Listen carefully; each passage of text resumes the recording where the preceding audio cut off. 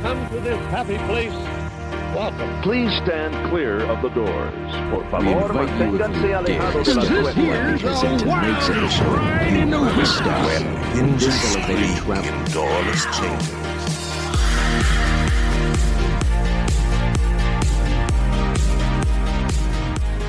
Hello and welcome to Miles from Main Street, your Far From Disney podcast. My name is Mikhailo. And I'm Bryan. And we're here to talk about Disney World, But especially coping away from Disney. which we know a lot about being from the Midwest. Yeah, so this week on Miles from Main Street, we're joined by Cory from over at All Aboard Podcast. He joined us in the past and talked about some Disneyland. He recently got to go on a trip over to Disneyland, and we thought we'd check in and see how the park is doing, how his trip went. Thanks for joining me, Cory. It's glad to talk to you. Hey, man, what's going on? Glad to be back. So you got to go to Disneyland. That's awesome. I've started watching some videos. You know, we started this podcast kind of as we don't get to go enough. So we're trying to find ways to deal with that. And one of the ways I really enjoy doing it is just being able to talk to people about their trips. So when I saw that you were in Disneyland, I thought, why not? Let's talk about it. That sounds like a lot of fun. So when'd you go? How long did you stay? Yeah, we went early October. So it was Minnie JC. So if you remember her from the All Aboard podcast, she's one of the characters, my daughter. It's her 7th birthday. And that wasn't necessarily the reason why we went. We find ourselves going to California every October. And it was almost perfect to go. We went on her birthday, and that was Disneyland. And then California Adventure the next day, which is always easier to do, in my opinion. One park, one day when you have kids. We stayed for Monday through Thursday. So the trip overall was short, but it was long enough. So we get there on a Monday, Tuesday, Wednesday, we hit the parks, and then a day of driving back on Thursday. And for us, about a 6-7 hour drive, depending on how many stops you make, with two adults, it's 6 hours. With 3 kids added to that, it's 7 hours. Cause Yeah. But, no, yeah, it was a great time. First time I had been back since December of 2019. Obviously, nobody got to go for those 400 days. I'm, almost 2 years in. It was a year and 10 months, I guess now, since I had been to the park, and that's the longest I had gone between visits since my 96 to 03, hiatus. Not really on purpose or anything like that, but getting in the walls again was amazing. We also have the twins. It was their first time being at the park. They're 3 now, and they're not tall enough to do everything, but they are tall enough to do a lot of things. And when I went to the park, if you listen to one of my previous shows, me personally as a podcaster again, because I wasn't podcasting in 2019. I was on another hiatus from podcasting. So me being a podcaster again, this is my first time there since starting the show back up. I had to do 2 things for personal reasons. I had to go to Trader Sam's, get a mug. I didn't make it sadly to Trader Sam's, but I still ended up getting the mug from somebody. I met up with another friend of the show, Matt the Rat, shout out. And so I didn't make it to Trader Sam's. The line was too long. And the other thing I had to do, which we can talk about, is Rise of the Resistance.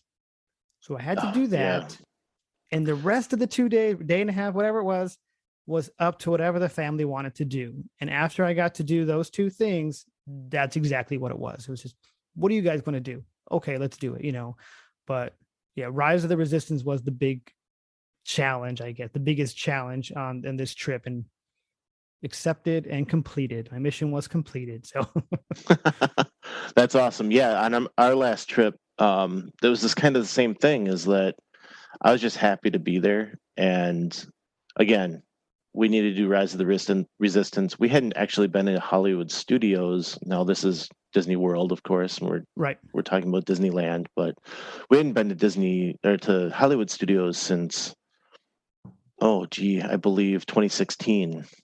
So, I was kind of just excited to be there. But yeah, I was kind of that same thing, the dad standing back going, let's just do what you guys want to do. As long as we get on this ride, that's great. And Right. So virtual queue.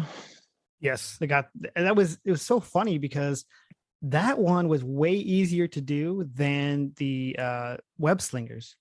I got that one right away. It was like 7 a.m. the first day we went, no issues, got group 23, I think it was. So good, I guess.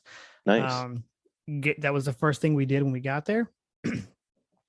And yeah, then web slingers, I couldn't get in the first group. And then when I finally did on the noon boarding group or whatever, the boarding, you can get the boarding pass. It was 6.5 hours later. So I was like, why is web slingers? But I guess it's a newer ride, a newer attraction. But so yeah, we did get the boarding, and it was 10 of us total, but the twins couldn't ride. So I had to hang back on the first go around. The rest of the family rode the ride, the attraction. And I had this feeling because I cheated and I saw a video, which I'm sure, I don't know if you did before you rode the attraction, but I saw a video. So I knew what to kind of expect, piece by piece going into the attraction. And I had this feeling when they came out, you have been on it, right? Yeah. Okay. Spoiler. Right. So obviously before you actually board, before you become a prisoner, you're on that, pre-boarding ship, whatever that is, and I had a feeling they were going to think that was the attraction and question, why was this such a hard attraction to get on? This is, and they did. When they came out, I knew, and they're like, yeah, I thought that first part was the attraction. And I was confused. And I was like, yeah, I had a feeling, because if you don't cheat like I did, you might think that's what you're getting. And that's it. And it's kind of like, all right, that's just a pre-boarding, whatever it is, When you think of some of those classic Disney rides, I mean, that's kind of the thrill level you're thinking of, is that right. When you're on that first ship. And I had watched videos as well, but when I got on that ship, I didn't realize where I was for some reason, and I was watching through the back window of the ship. So I was watching everything going by, and then I'm hearing, and I cannot remember the pilot's name, but I'm hearing him talk, and I'm like, okay, this is familiar. I finally turn around, and I'm like, oh, now I'm missing everything. Yeah. I was looking at the back too, and I was like, I was looking at the front a little bit, but I was mainly focused on the back, because when I got to ride the attraction, it was me, my mother-in-law, and then Minnie JC. She got to ride twice. It was her birthday, so the whole parent swap thing, the guy asked us, which one of your group wants to ride, or do you want to ride twice? And easy choice. It's her birthday. She can ride twice. And she loved it both times. So she's actually been on it more times than I have. So that's awesome. Yeah, I think we all came off of it out of breath. Because it's just so high impact, like just the energy of it, right. Yeah. And if you know me, any way, shape, or form, I'm not really the biggest Star Wars fan, but I do love the land, and I had to get on this attraction, and it exceeded expectations. It was like I had forgotten about that little ending part where you're kind of flying away. For some reason, I had forgotten that was part of the attraction, and when we got to that part, I'm like, oh my gosh, this is a great little ending to this everything else that was going on, so. Good time. Yeah, it's quite a ride. So yeah, I hope everyone is able to get on it. It sounds like, now I don't know if you're aware, but Disney World has taken the virtual queue away, and the lines have. Genie? I think so. I think that's what it is. But they also had Remy's coming online with a virtual queue. So I don't know if they had problems they didn't want to test or have both of them running on the system. I'm not really sure what the idea was, but the lines haven't been that bad. So I'm hoping as people get to Disney World, they're more able to get on there, because I know people are willing to wait a couple hours for it. So right, is Remy's in the same park? No, it's in Epcot. Well, okay, because I was gonna say they have the two queues, one for Web and then one for Rise. So I wouldn't think that's the issue. I just think it's something different. Maybe they're just phasing it out. I don't know. But yeah, we're getting ready for Genie. We're getting ready for Genie, which launches pretty quick here. So it'll be interesting to see what that is too. So anyway, you guys were celebrating a birthday. Did you do anything fun for the birthday other than Rise? We did the first night, which was interesting. We were going to take her to downtown Disney. And of course, her cousins were with her, with us on the trip. We were going to take her to downtown Disney, take her around, get her like a cake of some sort. But when it came time to go down there, she's just turned 7.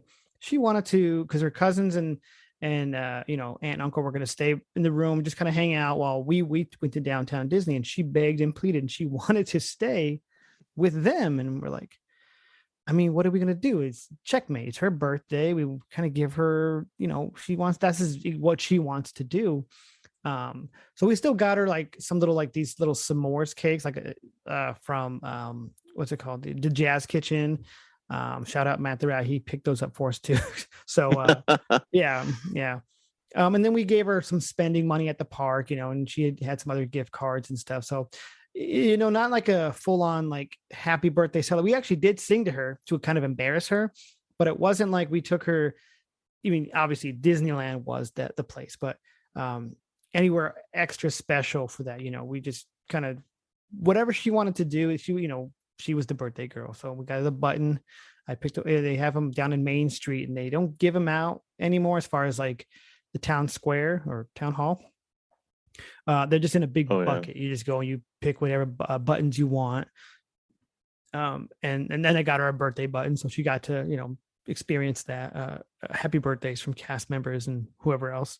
But yeah, nothing like an out of the way super celebration, because the first night was going to be that. And she didn't want to go with us. So. So you mentioned the Jazz Kitchen, and I meant to ask earlier, where did you guys stay? Oh, we stayed at this place like 15 minutes away called the La Quinta Inn. So okay. It wasn't anything special. No, it was one of those. We stayed for 4 nights. Half the price of one night at the Grand Californian. So all together, Do you typically stay what I would consider off property at that point?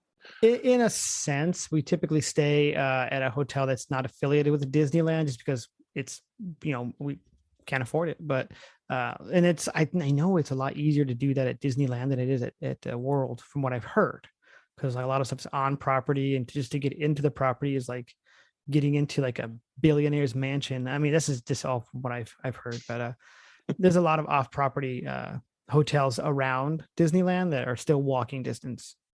But yeah, this one definitely was 15-minute drive. So found a pretty good deal.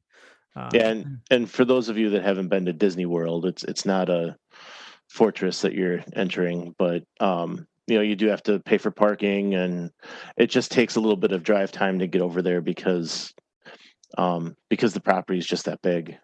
But there are plenty of off-property hotels that, and there's more popping up all the time. So right. But let's get back to Disneyland. I think last time we talked about some of the historical things that you guys always deal with when you're there, and but what are some of the fun things that you guys get to do? Like I know they have some different types of rides than I've been able to experience at Disney World. So yeah, they. With this trip, I know you guys, there's some rides that are the same, but you guys don't have Autopia, right? Right. This one is, and this is this trip I'm talking about. I got to ride that one, and more, like I said, most of the trip was just whatever the kids wanted to do, whatever anyone else wanted to do. I took my nephew on that one, so we're in line for that one, and it's just a fun little line queue. It's outside, you hear the cars, you smell the cars. Halfway through the line, he's like, because we all picked our partners or whatever.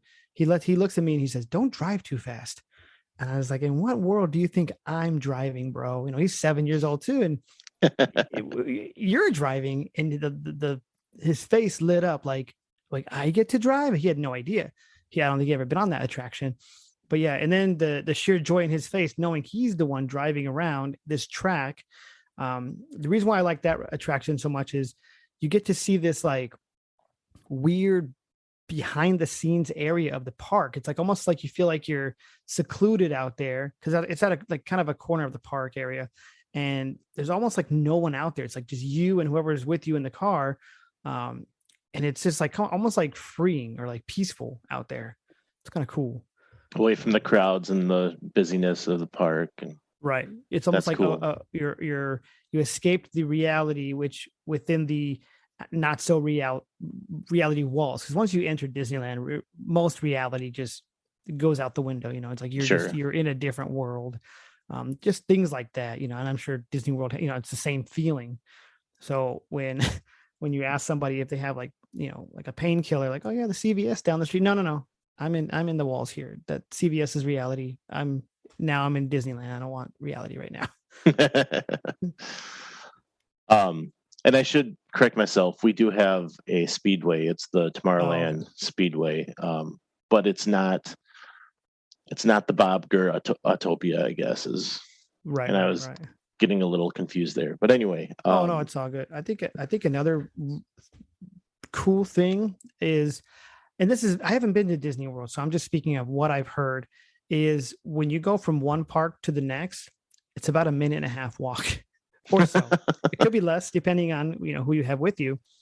And I've heard that, at World, it could be up to an hour to get to the next park, from whatever transportation you have to take. And that's another kind of uniqueness, and we had a guy on our show one time asking, like, how do I get to California Adventure from here? And the one person's like, see those gates? Like, it's right there. It's maybe 100 yards. I don't know the actual distance. It's really close. Like so it might even be less than 100 yards, to be honest with you. I'm just, eyeballing it, but it's another uniqueness that park has, it's right there.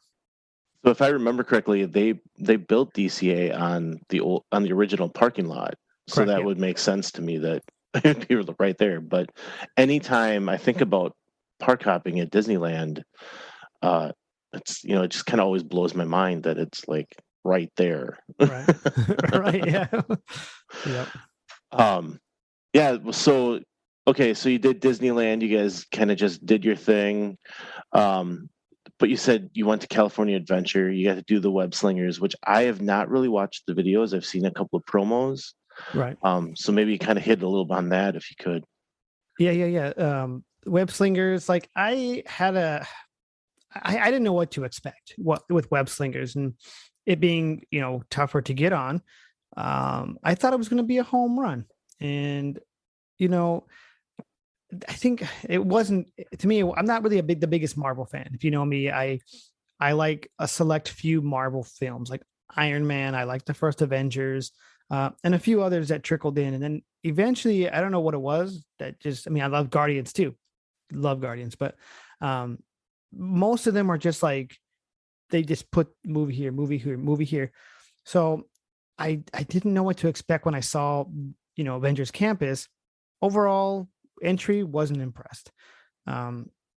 So yeah, and we had the web slinger, so I was like, okay, at 6:30 or so we can get on it finally. We got in the queue around 6:30, and it was still about 45-minute wait after that. It was kind of weird, but the overall attraction itself is not, I don't know, it's not great.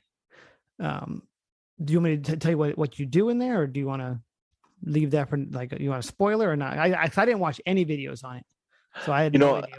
I'm not a big I don't really care about spoilers, I guess. I just okay if it happens, it happens. Gotcha. So yeah, you're in this little pre-boarding room or whatever, the video to kind of explain what you're going to be doing. And Tom Holland, Spider-Man, he's Peter Parker. He's telling you about this new, replicating device, and these bugs start replicating themselves, or spiders, whatever. And it just, hundreds of thousands of them start replicating. I don't know if it's that high of a number, but so now things have gone all, haywire. You have to go in there and, use your web slingers, and go and kill these bugs for a score. So it's almost like Midway Mania at that point. You get in the little car, and but now you're just using your hands. There's no like controller or anything, right? Correct. Okay. Yeah. You're just using your hands, and you're just shooting at the little bugs, and your score goes up as you. So I'm sitting next to my 3-year-old son, and the best part of the attraction was just like helping him and watching him. And then when we finally got off, he was like super excited about it, and he he's like, yeah, we won or whatever. He was like, he had the lowest score of the 4 people in our car. Fine, whatever. He's 3. But the excitement on his face was the best part of the attraction for me. Like he scored, he did it, so that was awesome to ride with him and with, if you have children, to ride with them. But overall, like, it's not something I need to ever go back on. It's weird. I know it's the newest attraction they have. And I went in with an open mind, and it was just there, but maybe, I don't know if it's the theming of it or the fact that my arms hurt afterwards. I don't know what it was. So your arms hurt afterwards if you try to really like go at it, That's interesting. Okay. So did you get to see the stunt animatronic? That wasn't going on when we were there. So we didn't get into Avengers Campus until about 6:30 or so PM.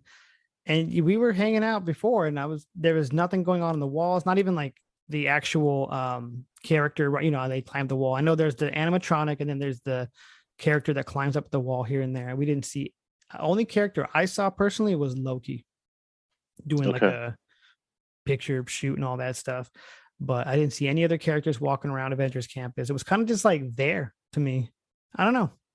It almost seems like Guardians, I know it's part of the land, but it's almost separated from it as well. It's kind of weird.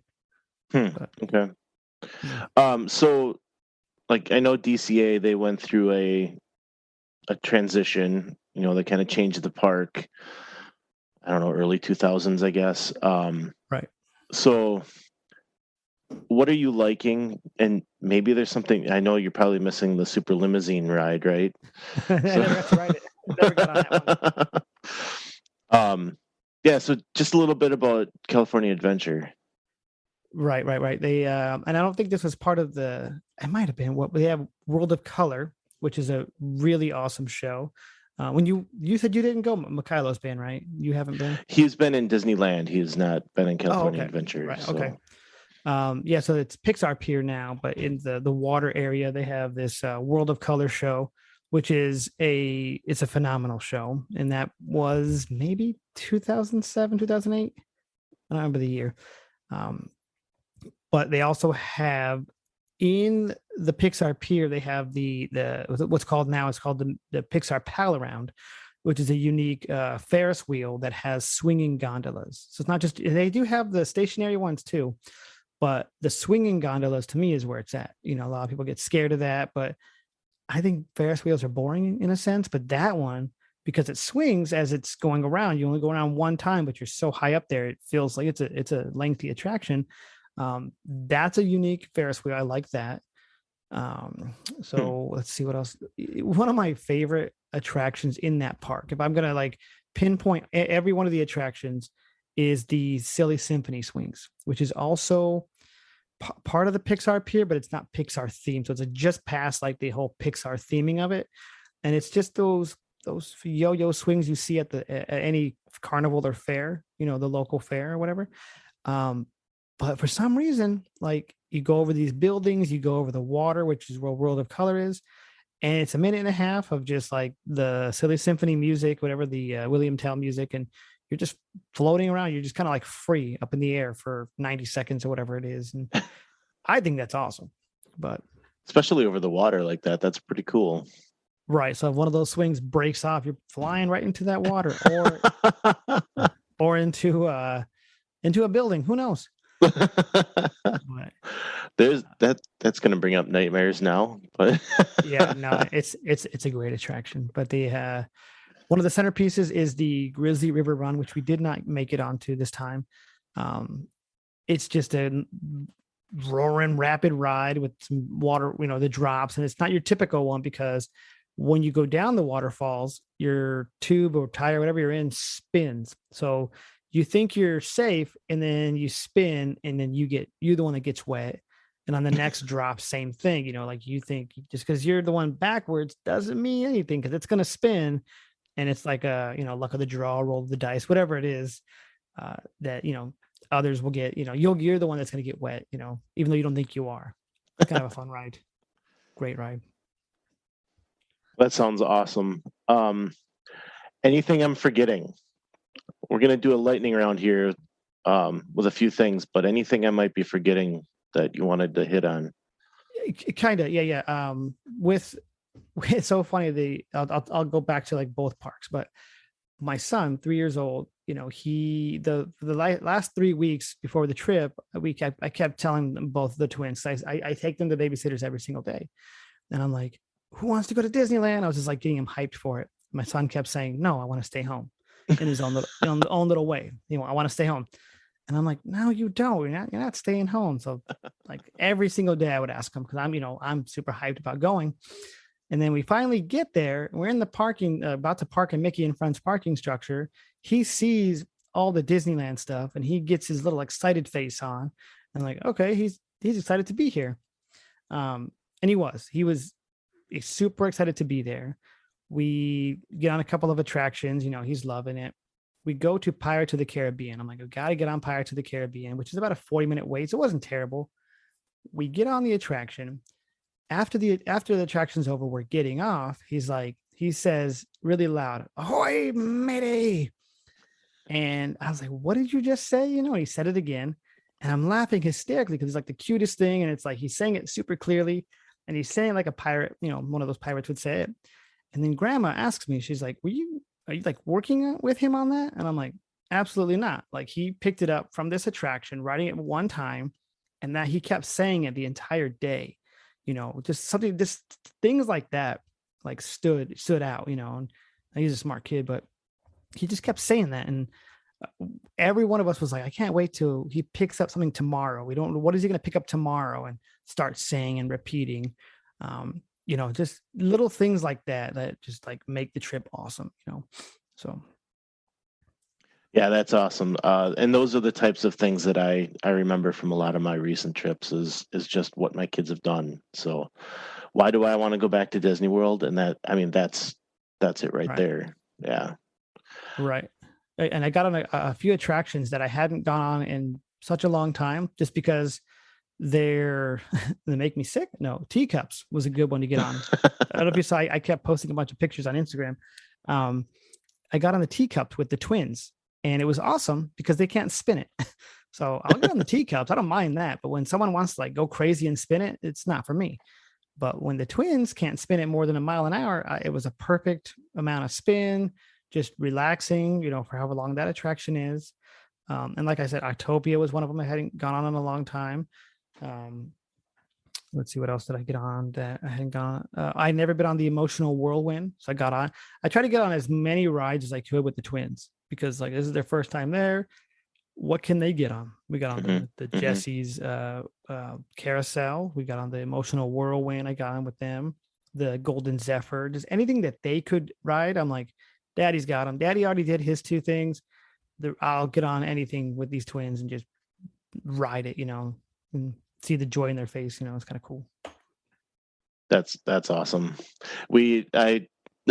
So when she was 3.5, we took her, and it was, can she fit? Good. She's going on it. Yep. And I kind of wonder if that was a good idea with Haunted Mansion. She had her head buried into my shoulder the whole time. But she still loves going, and she still wants to go back, and she's learned now later that just because that something scared her the first time, that it's okay to try it again, because there were some rides that scared her that she went and did again. That's her favorite ride now. So 100%. Yeah. Yeah. Like, as a parent, Haunted is kind of fun and funny. I don't know if I ever you heard the story about Space Mountain though. My daughter I took her on Space just because they're tall enough at 40 inches. To me, not a good idea. It's the scariest 45 seconds of my life. Thought I killed my daughter because her head was bobbling around the whole time I had to hold her. I'm like, why is this a 40-inch attraction? I don't get it. It's, as a full-grown man, it's fine.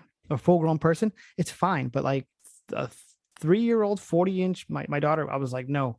So not recommended because it scared. It scared me. I got to throw in my third child, my middle child, or she'll probably get mad at me, but we went to ride the Space Mountain. When we went to ride Space Mountain the first time, I wasn't so sure about it. So she was sitting in front of me, and she wasn't too keen on the idea either. But I had her, in that one you're sitting front to back. I think in Disneyland you're side by side, right? You're side by side with one other person, but then there's a line of like four to eight. I think they're two cars together. Okay, so this is two cars, and it's three people per car, and you're front to back. Oh, okay. So she's in front of me, and the way you're in there, it's almost like she's in your lap. So I'm holding her hands in front of me, and she's reaching back, and like it's a jerky ride, and you kind of get thrown around, and it's complete darkness, and I'm going, oh my God, she's got to be flipping out right now. And we get off, and she's got the biggest smile on her face. Nice. So it's like sometimes you know, and sometimes you just don't know. And that one you do not know. It's like with Big Thunder Mountain, it was one of the best experiences because it's not as crazy, and I can see her and hold her at the same time. Which I guess I could do that in space, but it's not like the love seat. It's more you're in your own seat.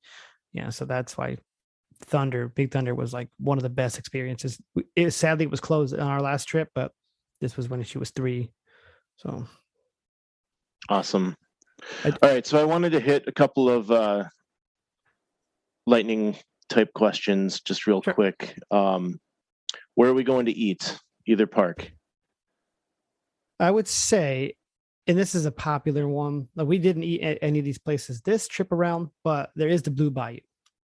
And that's in Pirates of the Caribbean within New Orleans Square's walls. And to me, it's, like I said, it's a very popular one. So it's not like this is unique and everything. It's because it's inside of an attraction. To me, it's inside Pirates of the Caribbean. And growing up, I always saw this restaurant and was like, man, you guys might gotta be rich to go over there. And you don't. I mean, you got, it's not cheap, but it's not like you got to be super rich to eat there. Not like Club 33, which I've never been. But yeah, I would say Blue Bayou just because it's inside of an attraction and it's just a great atmosphere. So awesome. Favorite attraction?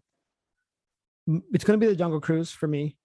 There's many reasons why. It's not thrilling by any means, but the sounds, the sights, the dad jokes, everything that goes into it, man. It's just like a overall, and anyone, there's no height restriction, so you can get anybody can ride this attraction. There's never and it's doesn't matter really how big, unless your group is like 100, but group size is not really a thing on this one. Like how many of us can go on it? No parent swap, no nothing. There's just everything that goes into it is an amazing attraction. So, and favorite land? Favorite land, this is going to be a cliche answer, is whatever land I'm in at the time. It's weird because like I'll be in Tomorrowland, and then for some reason while I'm in Tomorrowland, can't picture myself in Adventureland. But then when I'm in Adventureland, same thing. It's like I'm here, and unless you peek around the corners, you really can't see the other lands. You can, but like you have to cheat to do it. And then when I'm in Galaxy's Edge, same thing. I'm in my own little world here. I can't picture myself in Tomorrowland or Adventureland or Frontierland. It's just wherever I am at the time. So awesome. I can start and end anywhere. How about a favorite show? Funny you ask. Is Fantasmic. Actually, there's 2. There's one that's still going on, which is Fantasmic when they eventually bring that back. I harp on it all the time, how I didn't get to watch it in 2019 because the Santa Ana wins. So I was bummed, and I've pretty much try to bring it up every single episode on the show because I haven't seen the updated show. They updated it a few years ago and kind of took a scene away, but like added another scene. So they took Peter Pan out and added Pirates of the Caribbean. So I feel like I have to see it, I've seen the show, so it's not like I'm missing out. I just want to see that one part in particular. And then there's the one that doesn't exist anymore, which I don't know if they bring it back every once in a while. I don't think they do, is the Remember Dreams Come True fireworks show. Okay. All other fireworks show before and after they're just whatever to me. But Remember Dreams Come True was they called it the e-ticket in the sky. So if you heard like the whole songs, everything that goes into it, they mixed the attraction noises, sounds. They infused them, and every single time the song changed, the castle and everything did what the attraction was. And that's where, cool. Yeah, that's where I get the All Aboard. I took it from that song, that whatever, that music. And then also the original intro to my show was an excerpt from that fireworks show. So kind of cool. Very cool. All right. So we've had a pretty busy time. I'm tired. Where are we taking a break? It's on the railroad. The railroad. There you go. Great place to like sit down. It's about a 20-minute, give or take 20-minute attraction. So you're sitting down, you're seeing some, you're on the E-est of all e-ticket attractions in wall size. You're seeing some sights, you go behind New Orleans Square, you hear the telegraph, you intertwine right through Splash Mountain. Then you go behind and you're behind what's it called, the Small World, and you can hear all the music and stuff, and then until eventually you get to the Primeval Land and the Grand Canyon, all that stuff. Just the sounds, the sights, you're still seeing things, and you're not doing anything. You're going really slow. Another one of those attractions that anybody can go on, so there's no height restriction or anything like that. And you're just taking a break. You're just hanging out, catching a cool breeze, so. Terrific. I love it. That's all I had for the lightning round. I don't do many of those, but just thought that'd be fun. No, yeah. So I just wanted to thank you for inviting us into the podcast family. Sure, that has been great, and we're enjoying it. Hopefully we can continue working with some of the other people within the network as well. And that's a good point you bring up, is one of those things where we're all kind of working together under the same, and I don't want to say the same umbrella, because one podcast doesn't, produce the other. We're just all kind of like-minded. So I don't want to take anything away from any other podcast, but it's almost like you have, in a sense, almost a guaranteed guest. Like, hey, you want to be a part of like one of my episodes? And hey, we're also part of the Disney podcast family. Let's do it. It's like I wanted to do this. And if I ask somebody else, hey, do you want to be a guest on my show? And eventually, we'll find the time to do it. You kind of you have a friend in me kind of thing. You have a guest in me kind of philosophy, like, what's your show about? Oh, it's also about Disney. Yeah. Okay. I can talk Disney, so. Need someone to talk to? Here I am. Yeah, I think out of all the shows, none of us have been a guest on only one of the podcasts. Like even one of the other shows, Joey was a guest on. So from the All Aboard and Disney Universe and Tiki, he does a lot of the podcast Mando show. So he's part of, I think he's part of 4 of the shows out of the network. So he's his own network.